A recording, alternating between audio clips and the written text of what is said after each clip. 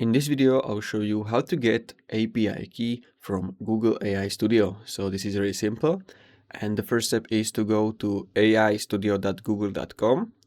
And from here, you need to sign into your account or create new one. So I'm already signed with my Google account.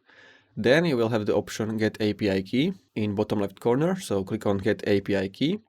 Now from here, you will see your existing key, but if you don't have key, you just need to click on Create API Key. And then you can name your key, so you can type whatever you want. So let's say test key. And then you need to select your project. You can import cloud project or you can create a new one. So you're just going to name your project and then select it. So I already have a couple of projects. So I'm going to select my project and then click on create key.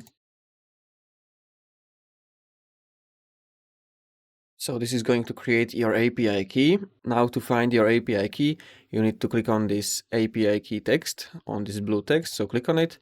And this is going to display your API key details. So this is your API key. And make sure to not share it with anyone, because this is secret. And if you want to copy it, you can just click on this copy icon, and this is going to copy your API key. So this is all for this video. So just make sure to not share it with anyone. I will delete this key after the video. So that's all. If you found this video helpful, consider subscribing for more tutorials.